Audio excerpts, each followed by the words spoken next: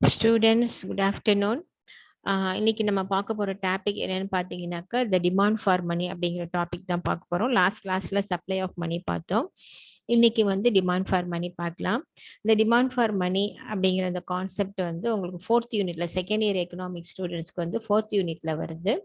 அதனால இந்த first supply of money வரும், அதுக்கடுத்து டிமாண்ட் ஃபார் மணி.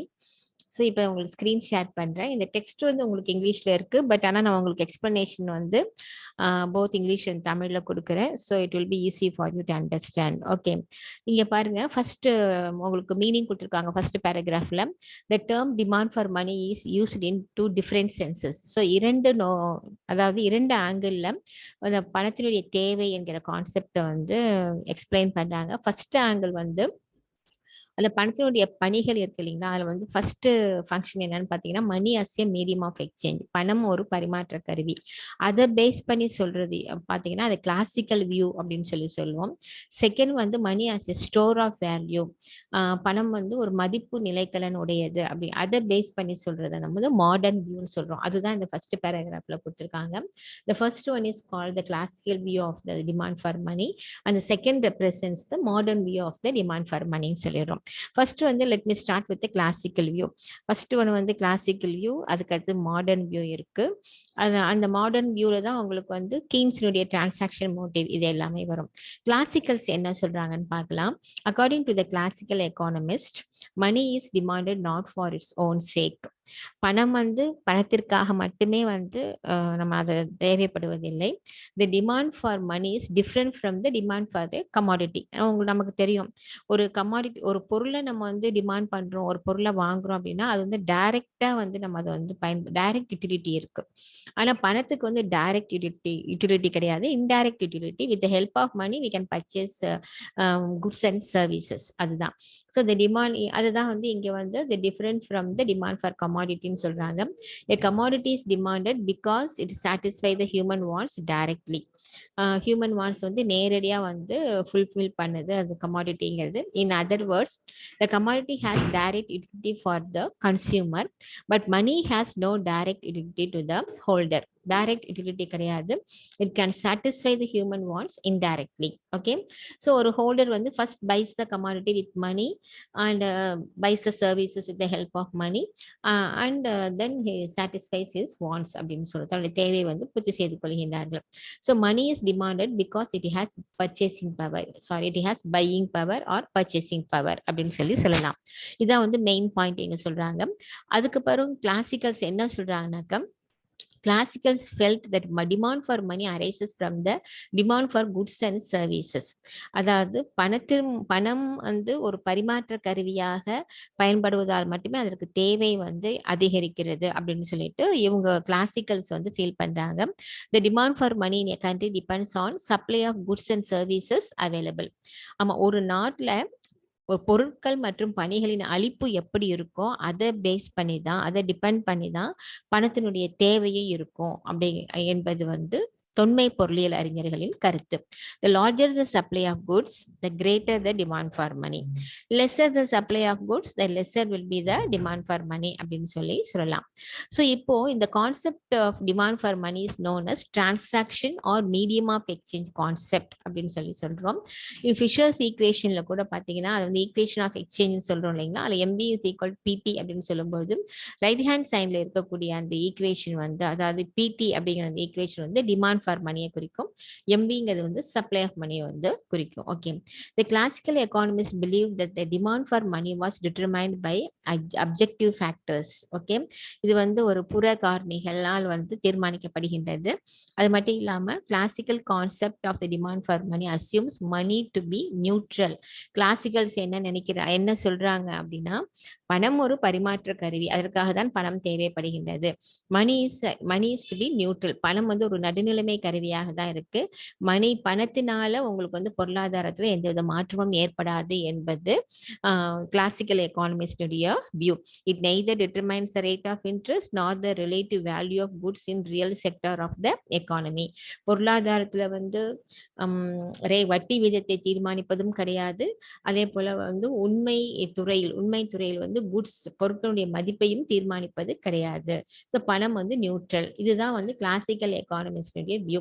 ஸோ இதுல வந்து இன் நட்ஷெல் என்ன சொல்றாங்கன்னாக்கா, money is acting as a medium of exchange, it has a transaction value, money is demanded because it has the indirect utility. இது மாதிரி கருத்துக்கள் தான் வந்து சொல்லியிருக்காங்க. மாடர்ன் வியூல என்ன சொல்றாங்க அப்படின்னா, the modern economists emphasize the store of value function of money. பணத்திற்கு வந்து மதிப்பு நிலைக்கலன் இருப்பதால் பணம் வந்து தேவைப்படுகின்றது, பணத்துக்கு தேவை இருக்கின்றது, டிமாண்ட் இருக்கு அப்படிங்கிறாங்க.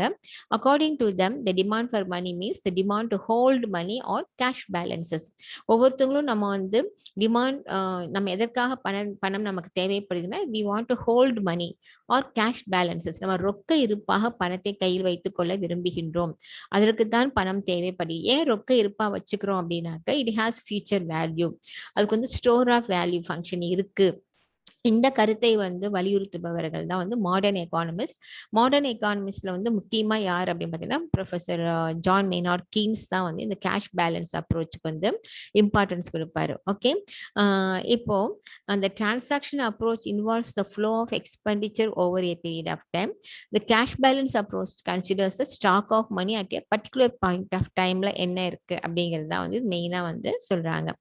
இப்போ இதுல பாத்தீங்க அப்படின்னாக்க, desire to hold cash balances அப்படின்னு சொல்றோம் இல்லைங்களா, இந்த இடத்துல வந்து liquidity preference theory given by Lord Maynard Keynes is given importance. இங்க வந்து அந்த அப்ரோச் தான் liquidity preference theory, Lord Keynes கூறிய நீர்மை விருப்ப கோட்பாடு, அதுதான் வந்து இந்த முக்கியமான ஒரு எக்ஸாம்பிளா நம்ம இங்க சொல்றோம். அக்கார்டிங் டு கீ வந்து demand for money is demand for liquidity or cash.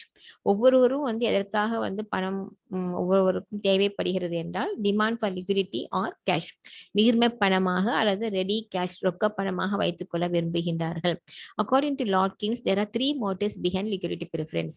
இந்த நீர்மை விருப்பம் என்பது 3 காரணங்களுக்காக மக்கள் வந்து பணத்தை வந்து ஹோல்ட் பண்றாங்க, ரொக்க இருப்பாக வைத்துக் கொள்கின்றார்கள், நீர்மை பணமாக வைத்துக் கொள்கின்றார்கள். இது நீங்க பிளஸ் 2லயும் படிச்சிருப்பீங்க.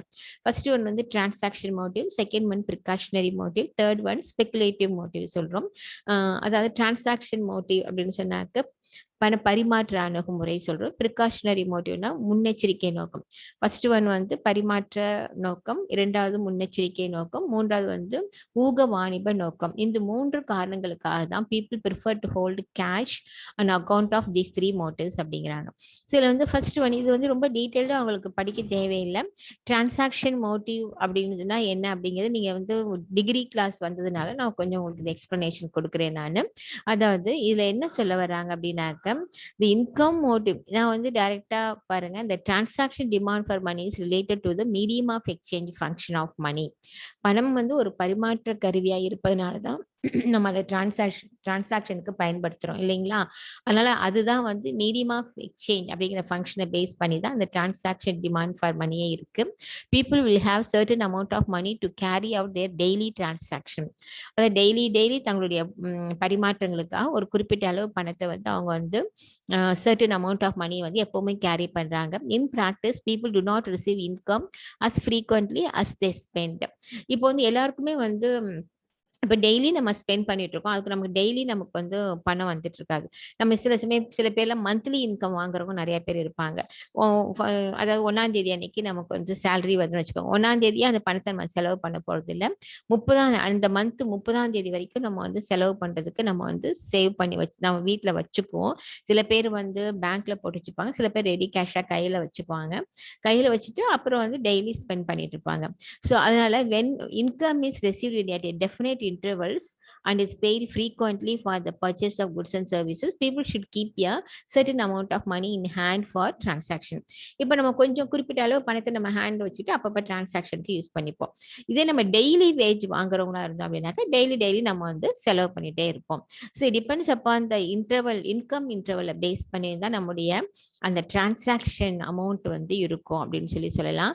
In short, the transaction motive concerns the demand for money as a medium of exchange, as a means to bridge the gap between periodic receipts and payment. And the periodic நம்ம எப்ப receipt, எப்ப நம்ம வருவாய் நமக்கு வருது, நம்ம எப்ப செலவு பண்றோம், இது இந்த அந்த கேப்பை பொறுத்து தான் வந்து இது இருக்கு. According to professor ACL Day அவர் என்ன சொல்றாருனாக்க இது மேஜர் எலிமெண்ட் இந்த demand to hold money is a transaction demanded அப்படிங்கிறது தான் சொல்றாரு. ஸோ இதுல வந்து வேற ஒன்றும் ஒரு எக்ஸ்ட்ரா எக்ஸாம்பிள் சொல்லலை. அடுத்து பார்த்தீங்க அப்படின்னா transaction motive can be split up into income motive and business motive. இரண்டு நம்ம வந்து அந்த பரிமாற்ற நோக்கம் இருக்கு இல்லைங்களா, அந்த லிக்விடிட்டி ப்ரிஃபரன்ஸ், அதுல வந்து அது இரண்டு வகையா நம்ம பிரிச்சுக்கலாம். ஒன்று வந்து வருமான நோக்கம் இன்கம் மோட்டிவ் ஒன்று, இரண்டாவது பிசினஸ் மோட்டிவ் ஒன்று, ரெண்டா பிரிக்கலாம். இன்கம் மோட்டிவ் அப்படின்னாக்க refers to the transaction motive of the consumers. The consumers need money for their day to day purchases. So income மோட்டிவ்ல என்ன சொல்றாங்கன்னாக்க கன்சியூமர்ஸ் சொல்றாங்க, கன்சியூமர்ஸ் தங்களுடைய டெய்லி டிரான்சாக்ஷனுக்காக பொருட்களை வாங்க விற்க வந்து பணத்தை வந்து கையில வந்து நீர்ம பணமாக ஹோல்டு பண்றது தான் அந்த இன்கம் மோட்டிவ் அப்படின்னு சொல்றோம். பிசினஸ் மோட்டிவ்ல பாத்தீங்க அப்படின்னாக்க transaction motive of business man, industrialist, traders and merchants. இவங்க எதுக்காக ஹோல்ட் பண்றாங்கன்னா these people need money to carry out on their daily business transaction, namely payment of raw materials. அவங்க பிசினஸ்ல வந்து அவங்க கச்சா பொருட்கள் வாங்கியிருப்பாங்க, அதுக்கு பே பண்ணணும், வேஜஸ் கொடுக்கணும், லேண்ட் லேபர் கேபிட்டலுக்கு அவங்களுக்குலாம் அமௌண்ட் கொடுக்கணும், லேண்டுக்கு வந்து ரெண்ட் கொடுக்கணும், லேபருக்கு வந்து வேஜ் கொடுக்கணும், கேபிட்டலுக்கு வந்து இன்ட்ரெஸ்ட் கொடுக்கணும், அப்புறம் டிரான்ஸ்போர்ட் சார்ஜஸ், இதுக்காக அவங்க வந்து பணத்தை வந்து வச்சிருக்காங்க. So the money held to satisfy the business motive depends on the turnover of the business. இது எவ்வளவு கையில வச்சுப்பாங்க அப்படிங்கிறது அவங்க பிசினஸ் டர்ன் ஓவரை பேஸ் பண்ணி தான் இருக்கு அப்படின்னு சொல்லலாம். இதை வந்து ஒரு சின்ன டயக்ராம்ல கொடுத்துருக்காங்க. இந்த transaction demand for money is a direct proportional and positive function of income. அதாவது டிரான்சாக்ஷன் டிமாண்ட் ஃபார் மணி, இந்த பணத்தினுடைய பரிமாற்ற தேவை என்பது நம்முடைய வருவாய்க்கு வந்து நேரடி ப்ரொபோர்ஷனல் விகிதாச்சார அடிப்படையில தொடர்புடையதாக இருக்கின்றது. அஸ் அவர் இன்கம் இன்க்ரீசஸ், நம்ம transaction demand for money will also increase proportionally. அதாவது எந்த விகிதத்தில் நம்முடைய வருவாய் அதிகரிக்கின்றதோ அதே விகிதத்தில் நம்ம கையில் பணம் பரிமாற்றத்திற்காக நம் கையில் வைத்துள்ள அந்த பணத்தினுடைய நீர்மை பணத்தின் அளவு வந்து அதிகரிக்கும். அதுதான் வந்து proportional and direct and positive function அப்படின்னு சொல்றோம். இப்போ LT is equal to KY அப்படிங்கிற லெட்டர்ஸ் யூஸ் பண்ணியிருக்காங்க. வேற LT is the transaction demand for money, K is the proportion of income, Y வந்து உங்களுக்கு வந்து kept for transaction purposes, Y is the income. So இந்த இன்கம் வந்து இது வந்து எவ்வளோ இப்போ 1/2 அல்லது 1/4 எவ்வளோ நம்ம வைக்கிறோமோ அதுதான் K, அதான் ப்ரொபோர்ஷன் ஆஃப் இன்கம். எல்டிங்கிறது வந்து இது ரெண்டையும் நம்ம வந்து மல்டிப்ளை பண்ணும்போது சப்போஸ் 1/4 into 1000, நம்ம இன்கம் 1000 rupees, அதில் 1/4 வந்து நம்ம வந்து ரெடி கேஷாக வச்சுக்கோம் அப்படின்னா 1/4 into 1000 வந்து 250 வரும். ஸோ 250 தான் வந்து டிரான்சாக்ஷன் டிமாண்ட் ஃபார் மணி. இப்படி தான் நம்ம வந்து கால்குலேட் பண்ணிக்கணும். The functional relation between income and transaction demand can be represented diagrammatically. இதை தான் வந்து இந்த மேல இருக்கிற டயக்ராம்ல உங்களுக்கு வந்து எக்ஸ்பிளைன் பண்ணியிருக்காங்க. இங்க வந்து டிரான்சாக்ஷன் டிமாண்ட் வந்து Y ஆக்சிஸ்லயும் இன்கம் வந்து X ஆக்சிஸ்லயும் மெஷர் பண்ணியிருக்காங்க. இப்போ இதுல பாத்தீங்க அப்படின்னாக்கா இப்போ இன்கம் வந்து 200, 400, 600, 800, 1000, 1200 இன்க்ரீஸ் ஆயிட்டே இருக்கு. இது வந்து டிரான்சாக்ஷன் டிமாண்டுக்காக அவங்க வச்சிருக்க ப்ரொபோர்ஷன் வந்து 50, 100, 150, 200, 240, 250, 300 சொல்லி நம்பர்ஸ் வந்து போட்டிருக்கோம். இது நிச்சயமா ஒரு அப்ராக்சிமேட்டா போட்டது. இங்க நம்ம என்ன அசியூம் பண்ண போறோம் அப்படின்னா, if we assume an individual's income is ₹1000, individual income வந்து 1000, Y is equal, இங்க இருக்குதுங்களா, இந்த Y is equal to 1000 அப்படின்னு நம்ம அசியூம் பண்ணிக்கிறோம். K is equal to 1/4. K என்பது வந்து proportion, that K is the proportion of income which is kept for transaction purpose. Okay, இது ஒரு எந்த விகிதம் வந்து நம்ம வந்து டிரான்சாக்ஷன் செலவுக்காக கையில நீர்ம பணமா வச்சிருக்க போறோம்னா 1/4. அப்போ 1/4 into 1000 அப்படின்னு சொல்லி பார்க்கும்போது then the demand for transaction would be 250. இந்த 250ங்கிறது இங்க எங்க இருக்குன்னு பார்க்கலாம். இப்போ இங்க 1000க்கு நேரா இங்க நீங்க பாத்தீங்க அப்படின்னாக்க நம்ம வந்து இந்த 250 வர்ற மாதிரி நம்ம ஒரு பாயிண்ட் டெபிட் பண்ணி நம்ம இந்த லைன் வந்து KY அப்படிங்கிற K'(Y) வந்து நம்ம வரைஞ்சிருக்கோம். K'(Y) வந்து எங்க உங்களுக்கு கட் பண்ணுது பாருங்க, இந்த சிங்கிற பாயிண்ட் கரெக்டா உங்களுக்கு 250.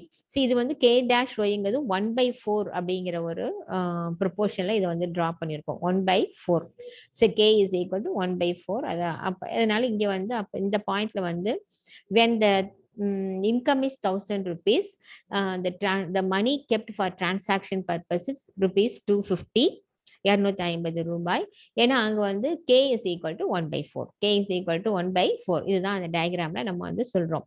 If the income increases to rupees 1200, 1200 increase ஆச்சு அப்படின்னாக்கா the transaction demand would be, இங்க இது வந்து 1000, y is equal to 1200. அப்போ 1/4 into 1200 வந்து rupees 300 at point B. அப்ப பாயிண்ட் B ல வந்து உங்களுக்கு பாத்தீங்க அப்படின்னாக்கா இது அதே இதுல பாருங்க 1200க்கு நேரா நம்ம மேல போகும்போது பாயிண்ட் B வந்து நம்ம KY-ல அதே 1/4 தான். ஆனா வந்து இங்க நம்ம டயக்ராம் இந்த டிமாண்ட் கர்வ் வந்து நம்ம இந்த கர்வ் வந்து நம்ம நேரா இங்க டெபிக்ட் பண்றோம். ஏன்னா 1200 வந்து 300 உங்களுக்கு 1/4 என்பது வந்து 300. So income is y is equal to 1200 and then K is equal to 1/4. So the proportion of income kept for transaction purpose is rupees 300. That is K into y. So அப்போ LT is equal to உங்களுக்கு 300. முதல் first இதில் LT is equal to 250, second இதில் எக்ஸாம்பிளில் LT is equal to 300 அப்படின்னு சொல்கிறோம். அந்த curve KY அது முடிஞ்சிருச்சு. If due to institutional and structural changes the transaction demand falls to 1/5. இப்போ வந்து எக்கானமியில் வந்து due to some changes, okay, எக்கானமியில் ஏற்படக்கூடிய சில மாற்றங்கள்னால மக்கள் வந்து நிறைய பணத்தை கையில் வந்து லிக்விட் கேஷாக வச்சுக்கணும்னு விரும்புகிறாங்க. ஓகே, நிறுவனத்தில் ஏற்படக்கூடிய மாற்றங்கள், அமைப்பில் ஏற்படக்கூடிய மாற்றங்கள், ஈவன் சொல்ல போனா அந்த கன்சர்ன் பர்சனுடைய மனதில் ஏற்படக்கூடிய சைக்கலாஜிக்கல் சேஞ்சஸ் கூட இருக்கலாம். ஸோ அந்த மாதிரி சேஞ்சஸ் வரும்பொழுது அவங்க வந்து கையில வைத்துக்கொள்ள விரும்பும் பணத்தின் அளவு வந்து 1/5 இருந்து அப்படின்னாக்க the transaction demand curve falls to K dash Y dash. Now for the incomes of rupees 1000 and rupees 1200, the transaction would be 200 and 240. இப்போ 1/4 இருந்தது.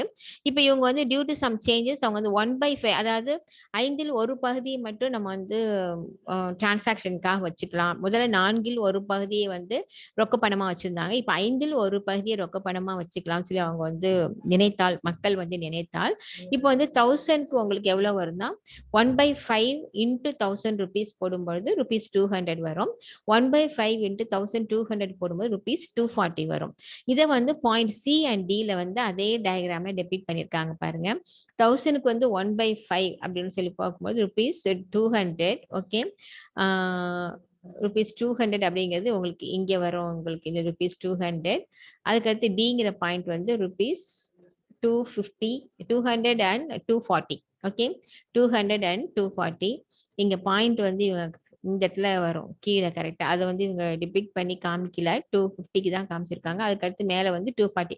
ரெண்டுமே உங்களுக்கு வந்து இந்த டயக்ராம்ல உங்களுக்கு வந்து கோடு போட்டு காமிக்கலே தவிர மற்றபடி பாயிண்ட்ஸ் மட்டும் காமிச்சிருக்காங்க. ஓகே, C and D அப்படின்னு சொல்லி காமிச்சிருக்காங்க. But we understood the concept. நமக்கு அந்த கான்செப்ட் வந்து புரியுது. Thus we conclude that the chief determinant of changes in the actual amount of the transaction balances held is changes in income. நம்முடைய income change ஆகும் பொழுதோ அல்லது நம்முடைய அந்த கே அப்படிங்கிற அந்த கான்செப்ட், ஓகே, நம்ம எவ்வளவு நம்ம இது பண்ண போறோம், எந்த ப்ரொபோர்ஷனேட்ல நம்ம வந்து ரெடி கேஷா வச்சுக்க போறோம் அப்படிங்கிறது சேஞ்ச் ஆகும்பொழுது உங்களுக்கு கண்டிப்பா வந்து என்ன மாறும்னாக்கா நம்ம கையில வச்சிருக்கிற டிரான்சாக்ஷனுக்காக கையில் வைத்துக் கொள்ளக்கூடிய பணத்தின் அளவு வந்து மாறுகின்றது அப்படிங்கிறது இந்த பேராகிராஃப்ல உங்களுக்கு கிளியரா சொல்லியிருக்காங்க. ஓகே, அது மட்டும் இல்லாம however, it should be remembered that Keynes has made that LR function interest inelastic. அது இங்க வந்து அந்த LT அப்படிங்கிற அந்த இந்த இது வந்து இன்ட்ரெஸ்ட்டுக்கு இதுக்கும் சம்மந்தமே இல்லை. அந்த LTங்கிற கான்செப்டுக்கும் இன்ட்ரெஸ்ட்டுக்கும் சம்மந்தம் இல்லை அப்படின்னு சொல்லி இன்ட்ரெஸ்ட் இன்எலாஸ்டிக்கா இருக்கு அப்படின்னு சொல்லி சொல்றாங்க. இதுக்கும் ஓகே, இன்ட்ரெஸ்ட்டை பத்தி கவலையே, what ever maybe the interest, people will hold 1/4 of the money as ready cash or 1/5 of the money as ready cash அப்படின்னு சொல்லலாம். பட் இன் ரீசெண்ட் இயர்ஸ், ரீசெண்ட்ல பாத்தீங்கன்னா post Keynesian economist William Baumol and James Tobin have spoken that the rate of interest is an important determinant of the transaction demand for money. Keynes வந்து இன்ட்ரெஸ்ட்க்கு அந்த இன்ட்ரெஸ்ட்க்கு importance கொடுக்கல, ஆனா கீன்ஸ்க்கு அடுத்து வந்து economist வந்து பவுமால், James டாபின் அவங்களாம் என்ன சொல்லியிருக்காங்கன்னா, மக்கள் வந்து ரேட் ஆஃப் இன்ட்ரெஸ்ட்டை பார்க்குறாங்க. பேங்க் எவ்வளவு ரேட் ஆஃப் இன்ட்ரெஸ்ட் கொடுக்கும்னு சொல்லி பார்க்குறாங்க. ஒரு குறிப்பிட்ட ரேட்டுக்கு மேலே ரேட் ஆஃப் இன்ட்ரெஸ்ட் அதிகமாகும் பொழுது அவங்க கையில் வைத்துக் கொள்ளக்கூடிய ரொக்க பணத்தின் அளவு குறைகின்றது. அவங்க வந்து பேங்க்ல பணத்தை போட விரும்புறாங்க. ஸோ இது வந்து rate of interest is an important determinant of the transaction demand for money அப்படின்னு சொல்லிட்டு பவுமால் அண்ட் டாபின் வந்து சொல்லியிருக்காங்க. Further they have also pointed out that does not exist a linear and proportional relation between income and transaction demand. எப்பவுமே வருவாய்க்கும் அந்த நம்முடைய பணத்துல வந்து ரெடி கேஷ் நம்ம கையில வச்சிருக்கோம் இல்லைங்களா, டிரான்சாக்ஷன் டிமாண்டுக்காக, இது ரெண்டுக்குமே வந்து ஒரு ப்ரொபோர்ஷனல் டிமாண்ட் இருந்ததே கிடையாது. டிபெண்ட்ஸ் அப்பான் தி இண்டிவிஜுவல் அது. ஸோ நம்ம வந்து ஒரு ப்ரொபோர்ஷனேட் ரிலேஷன்ஷிப் எப்பவுமே இருந்தது கிடையாது என்பது இவர்களுடைய கருத்து. So according to the modern view the transaction demand for money is a function of both income and interest rate. So முதல்ல கிங்ஸ் சொல்ல போகும்போது the transaction demand for money is a function of income மட்டும்தான் சொல்லியிருப்பாரு. அப்புறம் வந்து K அப்படிங்கிறப்போ இது வந்து இம்பார்ட்டன்ஸ் கொடுத்திருப்பாரு. ஆனா இவங்க என்ன சொல்றாங்கன்னா, பவுமால் அண்ட் டாபின் இவங்க 2 பேரும் என்ன சொல்றாங்கன்னா, it is function of interest income and interest rate. LT என்பது வந்து function of income and interest rate அப்படின்னு சொல்லி சொல்றாங்க. இதையுமே ஒரு சின்ன டயக்ராம்ல வந்து எக்ஸ்பிளைன் பண்றாங்க. அது ஒரு குறிப்பிட்ட அளவுக்கு பிறகு இந்த ரேட் ஆஃப் இன்ட்ரெஸ்ட் வந்து 8 வரைக்கும், R2, R4, R6, R8 வரைக்கும் பாத்தீங்கன்னா அவங்களுக்கு எந்த விதமான சேஞ்சஸ்மே இருக்காது. அவங்களுடைய அதாவது பணத்தை வந்து கையில வச்சுக்கிறதுல வந்து ரெடி கேஷா வச்சுக்கிறதுல அவங்க வந்து வச்சுட்டே தான் இருப்பாங்க. எவ்வளவு வைக்கணும்னு நினைக்கிறாங்களோ, இப்ப 1000க்கு 250, 1200க்கு 300 அவங்க அது அப்படியே தான் இருக்கும், மாறாது. ஆனா when the interest rate increases from R8 to R10 and R12, their அவங்களுடைய அந்த 300 வச்சிருந்தவங்க எல்லாம் இப்ப 250 வைக்க ஆரம்பிக்கிறாங்க. 400 கையில வந்து டிரான்சாக்ஷனுக்காக ரெடி கேஷா வச்சிருந்தவங்க இப்போ வந்து 350 வந்து குறைச்சிக்கிறாங்க. மீதி பணத்தை என்ன பண்றாங்கன்னா பேங்க்ல போட ஆரம்பிக்கிறாங்க. So this is called the interest elastic அப்படின்னு சொல்றோம். ஸோ இது வந்து நியூ மாடர்ன் எக்கானமிக்ஸ் சொல்றது. இது வந்து அதாவது இன்ட்ரெஸ்ட்னாக்க அந்த வட்டிக்கும் இதற்கும் வந்து நிறைய தொடர்பு உண்டு. வங்கியினுடைய வட்டி அதிகரிக்கும் பொழுது மக்கள் கையில் வைத்துக்கொள்ளக்கூடிய பணத்தினுடைய அளவு வந்து குறைகின்றது. ஸோ இதுதான் வந்து எலாஸ்டிக். இது வந்து நெகிழ்வுத்தன்மை உடையதாக இருக்கு அப்படின்னு சொல்லி நம்ம சொல்றோம். ஓகே, இதுக்கு அடுத்து பாத்தீங்கன்னா இதுக்கு வேற எக்ஸ்பிளனேஷன் உங்களுக்கு வந்து அதிகமா தேவையில்லை. அது மட்டும் நீங்க புரிஞ்சுக்கிட்டீங்கன்னா போதும்.